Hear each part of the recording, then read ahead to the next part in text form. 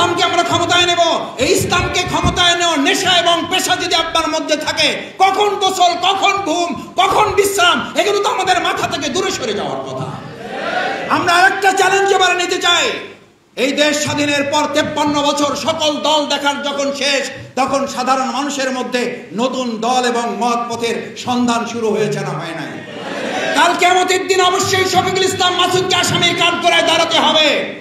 যখন সাধারণ মানুষ, আল্লাহর গোলাম, আল্লাহর বান্দা বান্দিরা নতুন একটা মত এবং পথের সন্ধানের জন্য মাঠে ময়দানে তারা কাজ করেছে, তোমরা তাদের কাছে আমার ইসলামের আহ্বান পৌঁছে দিয়ে নতুন দলের সন্ধান দিয়ে ইসলামকে ক্ষমতায় কেন বসাতে পারো নাই?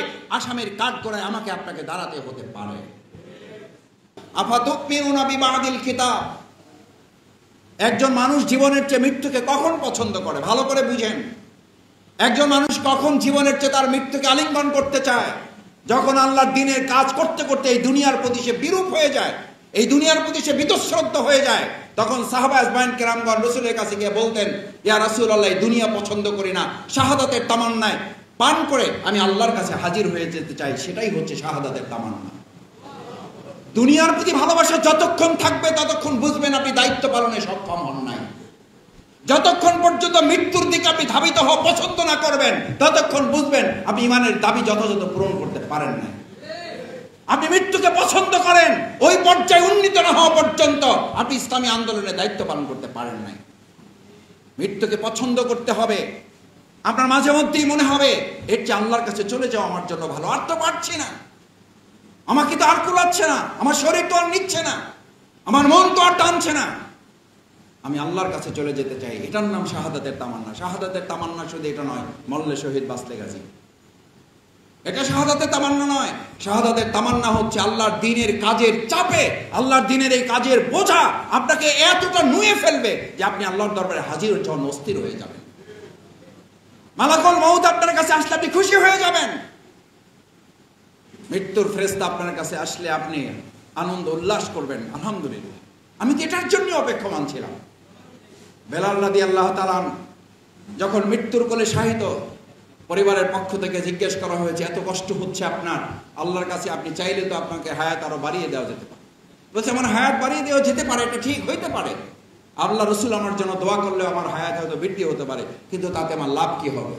আমার মৃত্যু এমন একটা স্বাদের ব্যাপার, আমার মৃত্যু আমার কাছে এমন একটা চাহিদার ব্যাপার যে দুনিয়ার এই অস্থিরতা থেকে মুক্তির এছাড়া আর কোনো পথ আমার সামনে খোলা না। এই নির্যাতন, নিপীড়ন, এই অত্যাচার, জুলুম থেকে বাঁচার একমাত্র পথ হচ্ছে মৃত্যুর কোলে ধাবিত হওয়া। মৃত্যুর কোলে এই কারণে ধাবিত হতে চাই, মৃত্যুবরণ করা ছাড়া তো আমার আল্লাহর সাথে সাক্ষাৎই হবে না। আমি মৃত্যুবরণ এই জন্য করতে চাই, মৃত্যুর এই দরজা পার না হলে তো আমি জান্নাতে পায়ে রাখতে পারবো না। এতগুলো পথ অতিক্রম করার যেই মৃত্যু আপনাকে বাধাগ্রস্ত হয়ে আছে, সেই মৃত্যুকে আপনি কেন আলিঙ্গন করতে পছন্দ করেন না? তার মানে হচ্ছে আপনি আল্লাহর দ্বীনকে যেভাবে ধারণ করা দরকার সেভাবে ধারণ না করে দুনিয়াটাই আমার কাছে একটা জান্নাত হয়ে বসে আছে। লিউযহিরাহু আলা দ্বীনি কুল্লিহি, সমস্ত মতবাদের উপর ইসলামকে বিজয়ী করে দেওয়া তোমার দায়িত্ব। এটা জামাতের দায়িত্ব, এটা বুলবুল ভাইয়ের দেওয়া দায়িত্ব, এটা কামাল ভাইয়ের দায়িত্ব, ডক্টর শফিকুর রহমান ভাইয়ের দায়িত্ব। কার দেওয়া দায়িত্ব? আল্লাহর দেওয়া।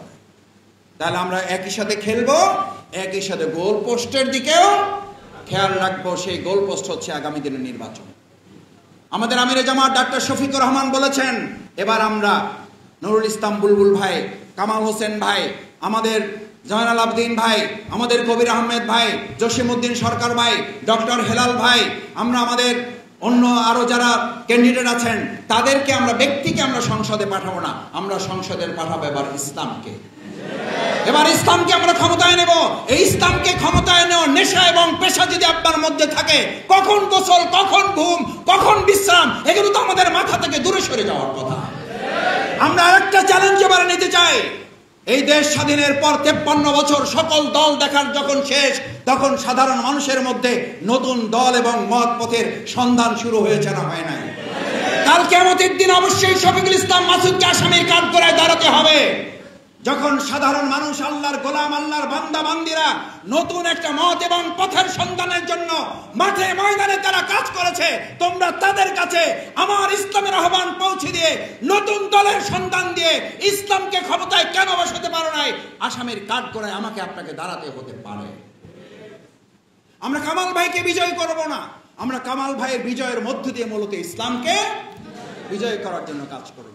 এই বিজয় করার কাজের জন্য যদি দুর্নীতিমুক্ত সুশাসন কায়েম করার জন্য, চাঁদাবাজদেরকে প্রতিরোধ করার জন্য, দখলদারকে প্রতিরোধ করার জন্য, সন্ত্রাসীদেরকে মোকাবেলা করার জন্য বিগত 17 বছরে আপনারা ঝুঁকি নিয়ে এই যাত্রাবাড়ি, ডেমরা, কদমতলী অঞ্চলে যেভাবে শাহাদাতের নাজরানা পেশ করতে হলে করেছেন, আহত পঙ্গুত্ব বরণ করতে হলে করেছেন, মামলা হামলার মুখোমুখি হতে হয়েছেন, ঠিক একইভাবে আমাদের এই বিগত 17 বছরের ইসলামী আন্দোলনে খেলার মাঠে যেমন আমরা ভূমিকা পালন করেছি, এখন গোলপোস্টের কাছে এসে টার্গেট করে গোলটা করার জন্য ওই একই শাহাদাতের তামান্না, ওই একই হামলা মামলা নির্যাতন, ওই একই আহত পঙ্গুত্ব বরণ করার ফয়সালা যদি আল্লাহর পক্ষ থেকে আসে, বরণ করে আমরা কি এগিয়ে যেতে রাজি আছি? সম্মানিত ভাইয়েরা, আসুন ইসলামী আন্দোলনের বিজয়ের এই 2025 এবং 26-এর গুরুত্বপূর্ণ হিস্ট্রিক্যাল টার্নিং পয়েন্টকে আমরা কাজে লাগাবার সর্বোচ্চ টার্গেট নিয়ে এখান থেকে যদি বিদায় হয়ে প্রত্যেকটা ঘরে ঘরে, মহল্লায় মহল্লায়, কেন্দ্রে কেন্দ্রে, সুতরাং বুথ পর্যন্ত পাহারাদারির দায়িত্ব আমরা গ্রহণ করব ইনশাআল্লাহ। সেই প্রত্যাশা ব্যক্ত করে সবাইকে ধন্যবাদ জানিয়ে আমার কথা শেষ করছি। আসসালামু আলাইকুম ওয়া রাহমাতুল্লাহি ওয়া বারাকাতুহু।